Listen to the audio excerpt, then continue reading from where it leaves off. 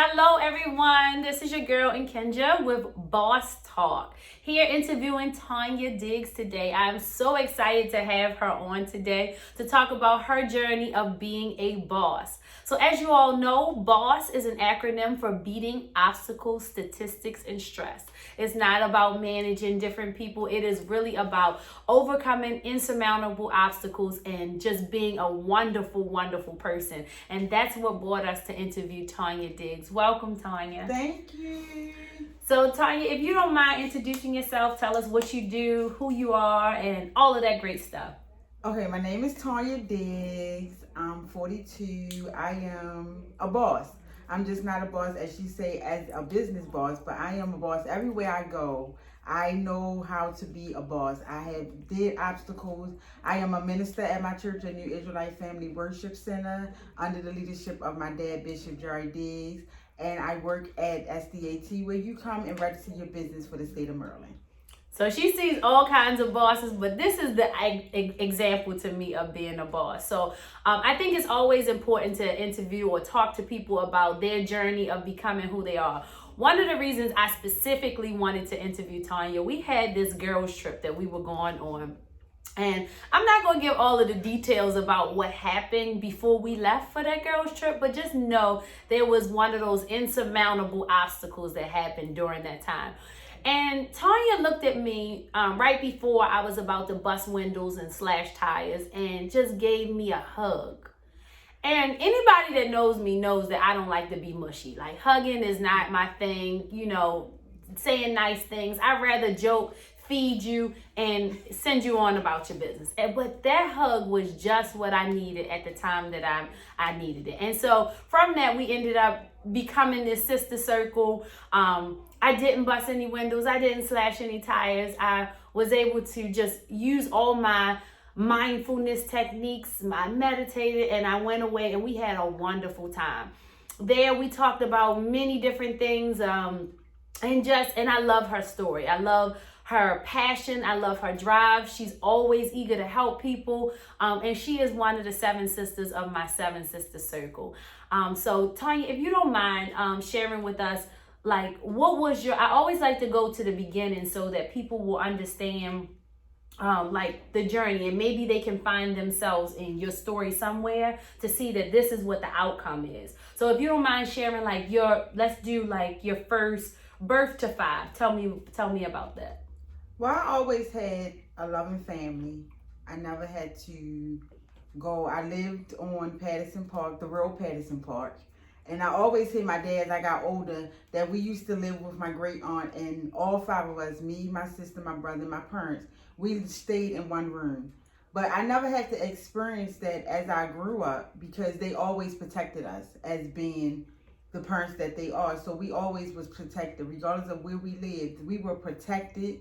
So, but as I got older, after my 5 years, I understood why was I protected. Because when you have birth and get older, you don't realize how much you're protected until you get older and go out there and be who you are and who you want to be. And yes, you want to be like your dad, or you want to be like your mom, or you just want to be like someone on TV. But when you have a real life TV person as my parents that I look up to until this day, that I cherish and I appreciate the childhood that I had because of my parents and because of the God that's in them and now that's in me. So I appreciate that. Mm-hmm. So when you say, I just want to be clear, when you say you're five of you all and your mother and father in one Patterson Park. One bedroom. We were, yes, one bedroom. It was my mom, my dad, my brother, my sister, and myself. So 5 of us was in one bedroom, not a separate. We were living with my mom's aunt at that time because something happened and we had to live there. So my dad always talk about it, and he said that's why he has the strength to find his family somewhere to live, because it was hard. And we stayed steps. Each of us is 2 years apart. Okay. So it wasn't like I was an infant and it was all like we was laying on top of each other, but we were all as a family, but we were always protected. And I can appreciate the life that I live now But I couldn't appreciate that back when I Right, was young. absolutely. Yeah, absolutely. So I always like to get clarity. I know when I interviewed my brother and my sister, we had different experiences because we were born at different times. We're not stair steps, like, so they are. So it's like I have 4 siblings, they're stair steps, and there's a break, and then my little brother and I. So it's 2 different experiences. So when I was interviewing my siblings, they were talking about when before I came along, they lived with my grandmother, similar to you all, and it was 4 of them, my mother and father, and then each other room had a whole nother family. So I asked them, I mean, I knew this answer, but I wanted the listening audience to know how many bathrooms were there. So I'm going to ask you the same thing. 1. Right. So, I want to, I think sometimes when people have not experienced what you have experienced, they make a whole lot of assumptions. So when you say, it was 5 of us in 1 bedroom, people may imagine this big, ginormous house. Or enormous. I said ginormous, but enormous house. But so 1 bathroom, and how many other people other than you all? It was 3. It was my great aunt, then it was my great grandmother. So it was only a 3-bedroom house. 3 bedrooms, 1 bath, 8 people. Right. Okay. And my uncle lived down in the basement. Right. It's always the uncle in the basement. Don't leave him out. Don't leave him. Right. So 9 of y'all in a 3-bedroom house, okay? Because there's people in that situation right now, right? So, and they can't see themselves out of that. They can't, and that's why I always like to go back to show people, especially working in early childhood. I know that people don't see this as their future. They don't see this as their future. They see it can become hopeless sometimes in those situations. Right. Okay, so take us 5 to 10 now. 5 to 10. Well, me and my brother and sisters, I always look up to them because by us being so much. So I went to Fort Worthington. They went to Fort Worthington. I went to another elementary school that was nearby. But we always were close knit. So they would always wait for me. So that's when I became to know who I really wanted to be. 5 to 10, yeah, maybe like 8 or 9. I knew that I wanted to be like my brother and sister. I wanted to go to school like them. I wanted to go to the same school. I wanted to do everything that they wanted to do because I was the youngest. So I wanted to do all those things that they wanted to do. And I had my own friends, but I still wanted to be like them because they were like my upbringing. Okay. I didn't really have, we had a lot of cousins, but we rarely be around them. Okay. And who would you say, well, we'll get to that later. Let me go now from 10 to 15, and then I'm going to go 15 up. 10 to 15. So me and my brother was in the same school for maybe like a couple of months, and then he went to follow my sister. My childhood was really, I can really honor that I had a good childhood. I was around a lot that my parents didn't like. Well, that was my family, so they never discredit us being around the family the way that they were and the way we were. They always wanted us to be around our family, but not as much. So when you say the old Patterson Park, can you describe to us what that looks like? What was that neighborhood like? It was a nice neighborhood. It had a nice park. And because a lot of people think Patterson Park Avenue is the Patterson Park. That's not the real Patterson Park. The real Patterson Park is down further, where it was a nice park, nice neighborhood, and things like that. And the kids, when you get in trouble, everybody in the neighborhood gonna know you in trouble. It's not, I'm going to tell your mother. No, they're going to discipline you right then and there. They're not going to wait until your parent get home, because that's the type of era that I was raised up in. It wasn't abuse. That wasn't called child abuse then. No, they will let your parent know what they did, but the parent never got mad and said you can't do that. One of the things that is consistent amongst all my interviews is that everybody that grew up in an era, your era and before, references how the neighbors were a family. It was that village approach. I'm not sure. I can't say that I totally agree with the discipline that everybody talks about in that space. but I'm not sure how much I can discredit it either, because one thing that's consistent is everybody that is telling me this is successful, right? So I know the textbook teaches me, in early childhood psychology, that that's a no-no, what it does to self-esteem and self-confidence. But I think the big mamas were on to something on how they took care of their neighborhoods and kept it together. So I want to eventually do a little more research in how much I believe that you shouldn't. Right, but it wasn't that they were actually hands putting on you. It was the way that, and I'm so grateful I did grow up when I was born. But it wasn't the point that they were beating you, hands beating you, but it was the discipline with the words. It was the discipline that you have to respect your elders and stuff like that more of than putting hands on. That's what, not, it was, I mean, yes, they do call it child abuse now, but they was doing that for so long then and it wasn't a problem. But it wasn't so much with me, I can say with me, it wasn't a point of putting your hands on you, beating me. It was the point that they knew who your parent was and they knew that your parent didn't allow certain things. Don't sneak nobody in your parents' house. Don't do that type of stuff. You know you don't belong. Like that type of discipline helped me to be who I am, because I can remember, like now the things that they eat. You can't eat those things now. You might die. Back then, no, you didn't die. They ate everything. They did everything. But now you try it now, it's not the same. Right.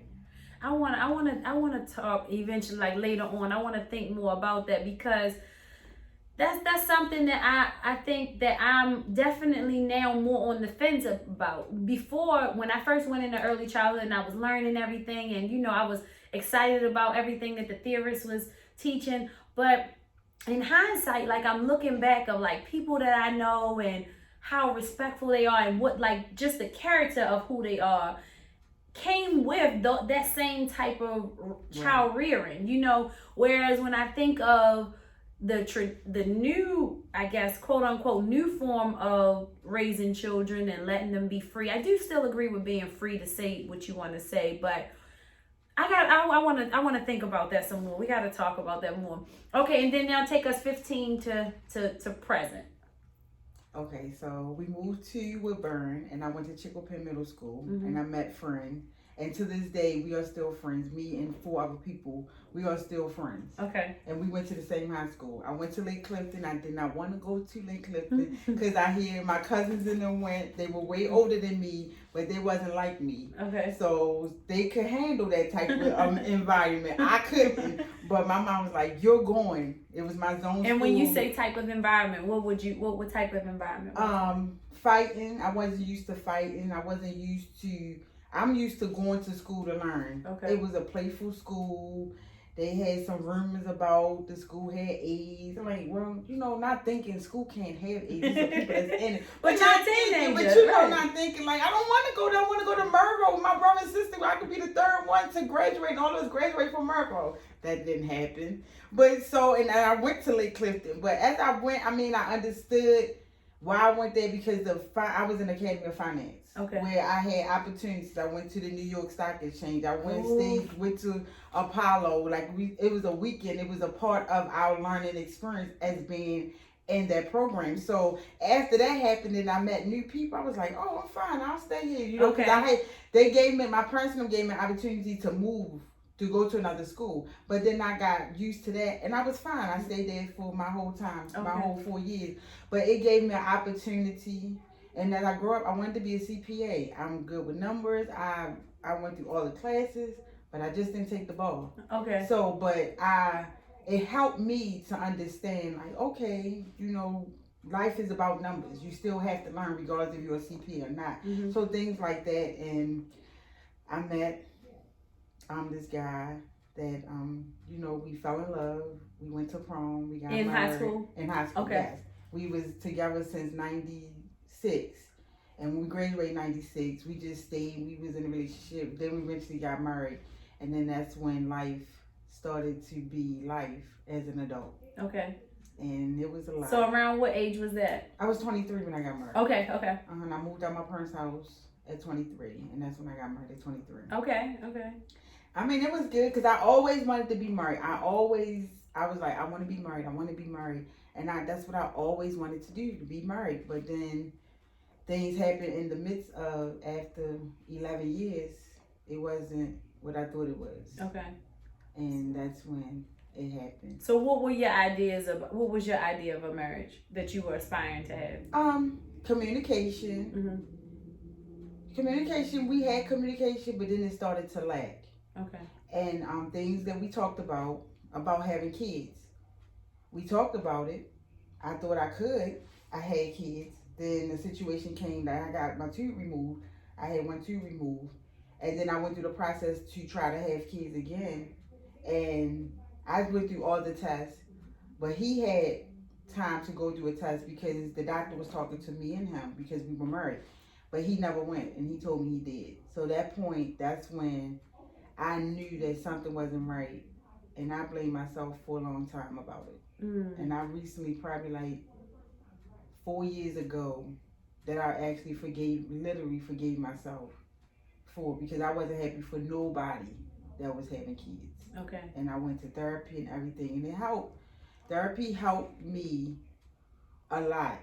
And I would never thought that I would needed it. But you know how people say therapy is bad. No, it's not. It's not bad. It's a great thing when you can have a great person and know to help you. You have to get somebody, when it comes to therapy, you have to get somebody to actually know what they're talking about. Not always somebody from the book. Okay. And this was somebody that I was dealing with from experience and was compassion and understand what I was going through and help me heal. That I can help somebody else. And I think that's the whole mission of Boss Talk, is to paint real life pictures, because I think when you just base it on theory, then these are a lot of people's opinions about what you should do in these situations. But I don't think there's nothing more valuable than somebody that has the lived experience of having a situation like their tooth removed, or how to cope with it, and being vulnerable and transparent enough to say, I wasn't happy for anybody. Right. You know, like, they're not conversations that you hear. You know, people, I'm happy for everybody. No, but at this point I wasn't. I am now, you know, and that's fine. And I think that there's value in processes, in your journey. It's everybody's story matters, and I think that it can help everybody in some way. Like, people could take a piece of your story, a piece of somebody else's story, and it'll just be that one thing that they need. Even to your point just now about everybody needs therapy. I think in our communities as a whole, we're told to not talk about things, to hide things. Like, I still think that there's secrets in my family that people are not sharing. I just knew that we couldn't go over this uncle's house. Now, there was whisper before about why we couldn't, but to me, that's a story that needs to, if one of my uncles is known to have molested somebody before, and I don't know how those kinds of secrets, I'm not judging people for keeping those secrets, but it's something that we need to push past and release, because the problems will continue to happen. Right. But what motivates you? Going to church. Okay. Honestly, I tell everybody, like, y'all should be glad I'm going, because my mind, you know, your mind takes you places that you don't want it to go. Okay. But my stability is church. And when my ex-husband came to the church, that was like my sacred place. And when you came there to argue, came there for that took me somewhere that I didn't want to go. And I hid. Because I'm like, that's my sacred place. You can't come there to start confusion. This is where I go so I can get rid of everything that's going on in my life, so I can be better, and you come to my sacred place. So church is me. Like, that's where I run to. That's my motivation. Besides people that I know that genuinely love me and motivate me, but my motivation, when I can't find those people, and it's not saying that they're not available.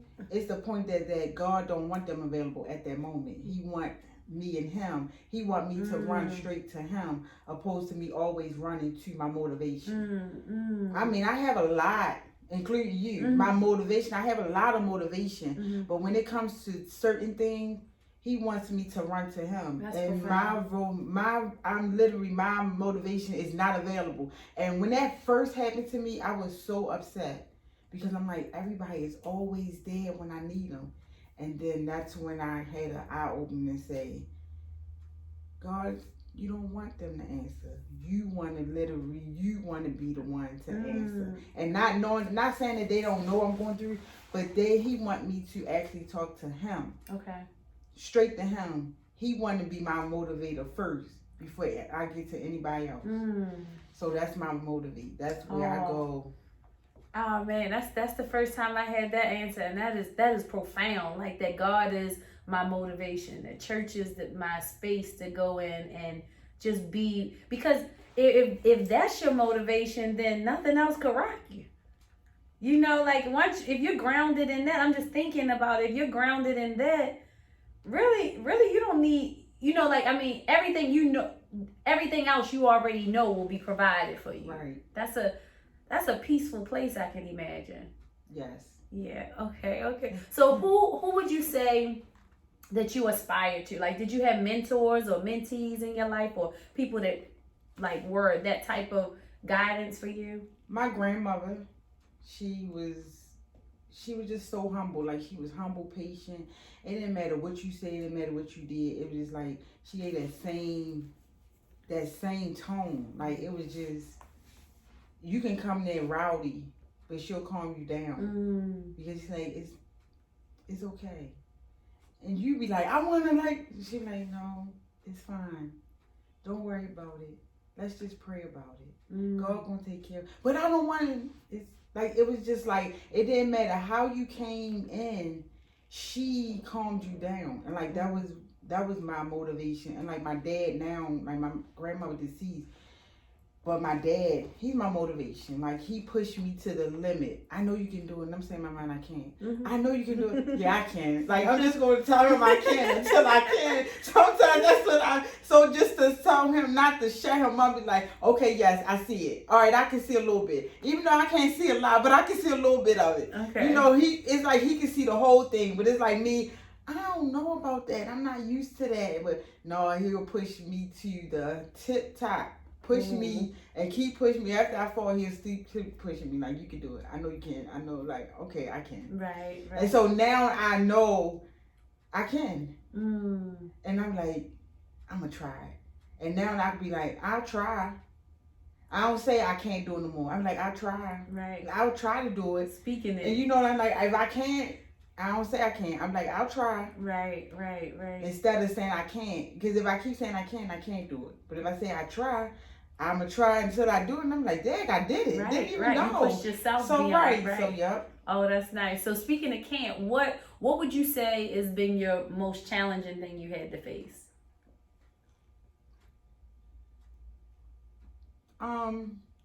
Get a divorce. Okay. Because I always was concerned about what people do. And I battle with it. Okay. Because I always the type of person, how do I feel? How will people feel if I make this decision? And then I thought, like, it was really a battle. It's like, I don't want to stay and I need to go. But how people going to feel about if I go? They're going to be fine if I stay because I'm putting on this mask. But I want to leave. I'm not happy. I want to go. And then eventually I talked to my dad and told him how I felt. He cried and he was like, I respect it. And that made me push even more because I respect what my parents say. Even though I was an adult, I still respected them. But then I had to let them realize I'm an adult and y'all don't know what I'm going through. So this is my decision. I need you to respect it. At first, it was hard, but they learned to respect it. And when I did it, I felt so much better. And I didn't even care what people said about me. I didn't care that they felt. And the crazy thing about it, I was happy. Right. And I was like, I thought I was going to be depressed, stressed. I was depressed only because I had to pay my own bills. But other than that, I felt like that marriage was just I don't fold it for nothing. Anything that I go through that I'm not in now, I don't fold it. I count it as a lesson learned. Right. But I felt like I I can breathe again, Mm. and it's my own breath, Mm. and it's not taking the weight of the world. Mm.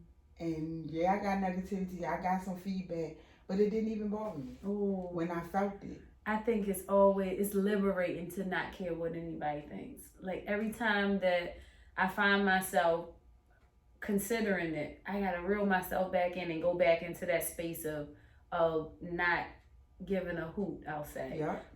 But I realize that there's a lot of freedom in not caring what people think. And like you said, it was really rewarding.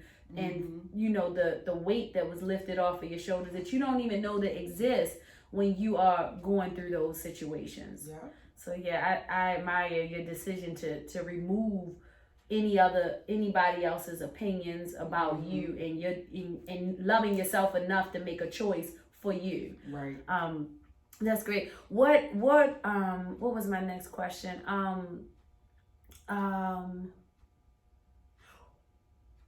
I want to save that one.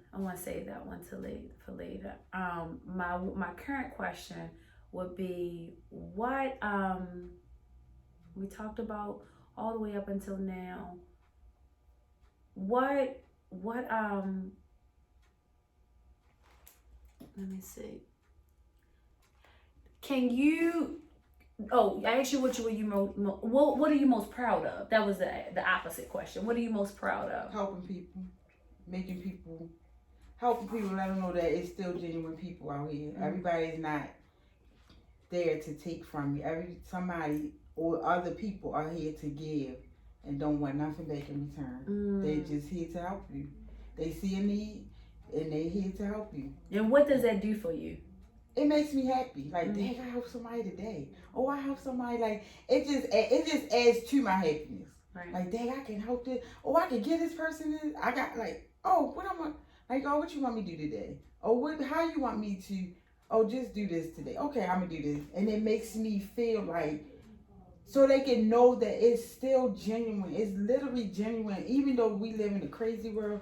It is honestly still genuine people here to help you, respectful people, and not trying to take nothing, but just give you so much, not so much as finances, but so much love and so much support. And that's what matters to me. Okay. Like, helping is one of my passions. However way I can help, let me know. Oh, you know, that's me. And I know that to be true. I know that I watch you within our group and within just in your Facebook, everything, and just see how you're always showing up as light in everybody's life. And that's why it was really important to me to be able to interview you, because I want people to see this is, to me, a boss. Like, you know, when people really they're willing to put their I'm not going to say their goals, but they're willing to help people fulfill theirs, you know, right. Like to find their way in the world, like as if we're like mini gods helping to do the work of the creator, you know, in the physical capacity. Right. And that's what I see in you, and why it was important to me to interview you, because I think those are the things that when I hear people say I'm a boss chick and all that kind of stuff, I'm like, yeah, that's cool. You know, you drive a nice car, you know, all that kind of stuff. But who are you? You know, what's inside of you, to me, is what makes you a boss. Right. You know, like not the tangible things are easy. And for real, I think they're just covering up insecurities most of the time. But to really be able to be a light in other people's lives and make other people feel good, I think that's the one, besides I think that's one of the most rewarding things. Right. And I can attest to that same feeling. What would you tell your younger self, like before life and all of the things that environmental factors put on you? What would you tell your younger self? I would tell my younger self, I'm proud of you. I thought that you couldn't make it, but you made it. And you pushing through anything, and you don't fake it. You make it. You make it happen. You don't struggle with it. If you fail, you get back up and you do it again. And I'm proud of the woman that you become now. Oh, that's beautiful. That is beautiful. I love it. One of my amazing mentors. I think everybody should have a million mentors. She always references that you should have a mentor and a mentee, and I agree. And then one of the things she recently said to me was, "You need to fail forward." You know, like just keep it moving. Mm-hmm. You know, if just don't do it again, try not to do it again. Yeah. And I think that that's an amazing way to look at life, instead of beating yourself up and saying to yourself, like you just said, I'm proud of you. You know, whatever things that you can't change it, you know, Right. so be proud of whatever those steps were. And I think that's important. So tell us about, like, I know that you have a cleaning business now. I know that you said you work for as that. What are your future goals? What are your plans for your business? What are your future plans? What's happening next? Well, my future plans for my business is to be a corporate. I know a lot of people have cleaning business and they're willing to help me. It's just that right now I'm working, so I can't put as much, but I push forward as much as I can as my cleaning business. I'm the leader of our dance ministry at the church. I'm gonna push forward that and make that a community opposed to just making it inside our church. So it's a lot that I want to do. I still want to be as that because I want to help people, even though we're not open to the public as of now. But I'm helping people through email. I'm helping people through the phone. So I'm still doing that. So I don't want to leave that place yet until it's my time to leave. I don't want to leave too soon because some people still need this customer service that I give. So, but anything like right now in my life, I'm just going the way that God wants me to go. Sometimes I have questions, and even if I have questions, I still follow His way. And even if it's feel uncomfortable, I still follow His way because I know His way is the best way. And I'm just curious, personally, how do you know which way is His way? With my job, I can tell you because I get real irritated, and I knew before I came to where I'm at, something happened. And I said, God, oh no, this can't be. Please move me. I know, like, is it my time to move? And it was my time to move. One of the ladies that used to work where I used to work at, she moved there on Preston Street. And she needed a secretary. And she called me. She was like, you want to apply? She like, it's more money. It's way better than where we came from. I said, all right, I'll apply. And I got the job. So I know right now things is going on, but it's at a standstill. And I know my presence needs to be there, especially for my supervisor. Even though we may not be buddy, but I respect her as being a supervisor. Even though some decisions she don't make, but I know if I leave, she's going to crumble, and I know God don't want that for her. Okay. Even though she may not believe as much as I do, but I know I'm there to help her. Okay. So I know, like, I just have the feeling, and even sometimes things don't feel easy, feel uneasy. I know something is going on. Okay. So I have to reevaluate and see what is going on, and that's how I know. So you just wait for that guidance and the direction, or that feeling, and it usually most of the time be right. Wow. Let me flip my sheet over and see if I checked all the boxes. No, I did. Okay, I meant to ask you. Okay, that was one that was. What is your why? Why do you do what you do, and why is helping other people important to you? What is my why? Well, nobody never asked that. So my why would be helping people and just keeping a smile. Like, everybody like, I don't want to smile today, and I'm like, I don't feel like it. But then when I realize, I take back. I realize and say, it's not about you. It's about all the other people.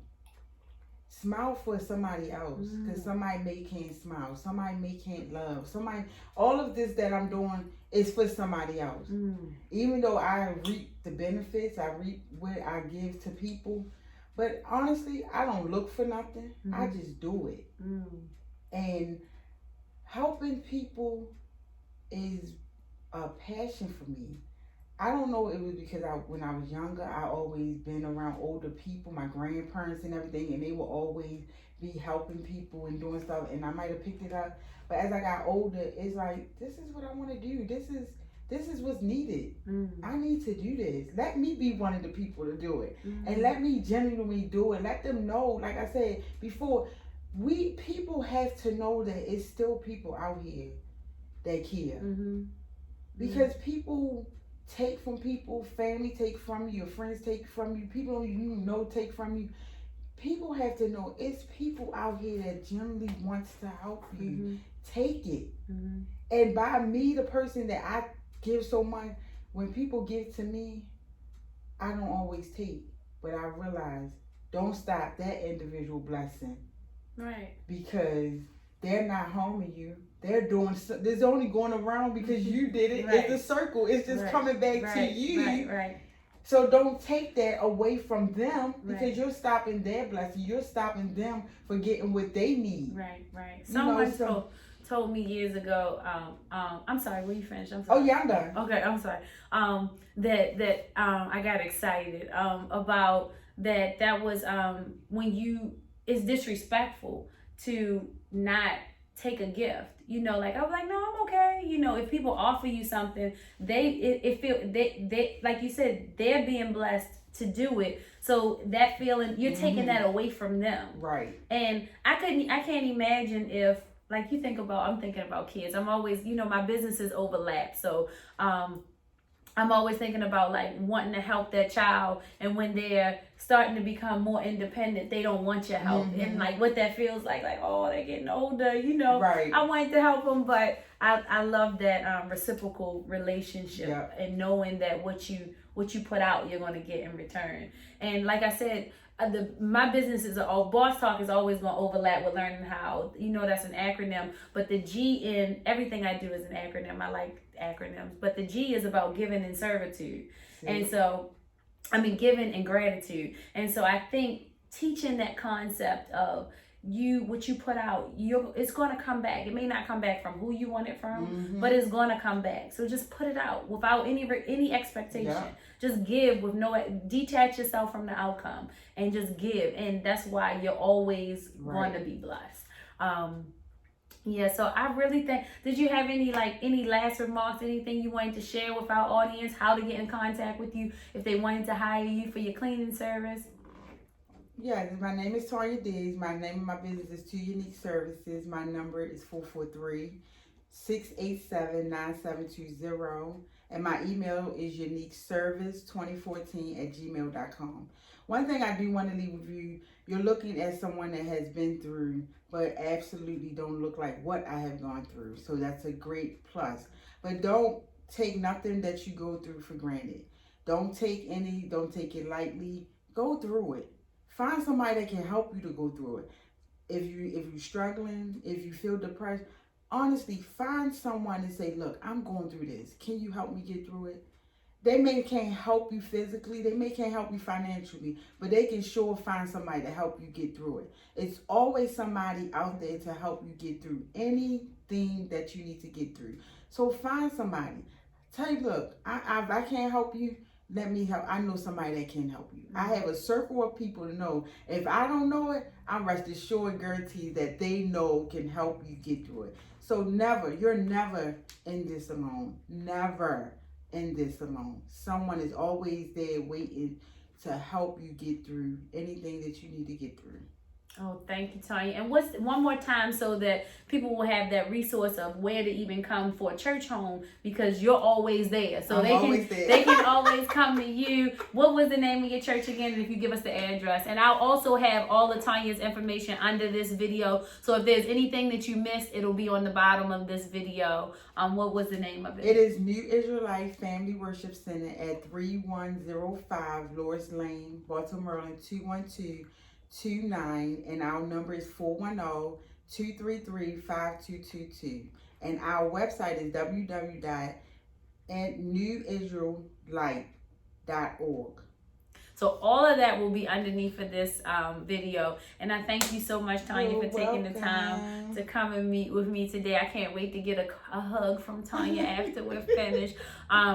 And I know one, before I let you go, one of the other things that before we came on camera, Tonya was sharing with us was that Roberta's house was a great place for grief. So I wanted to give Roberta's house that plug because Tonya is a recipient of their service and spoke so highly of them. I just wanted to make sure I said that on this air.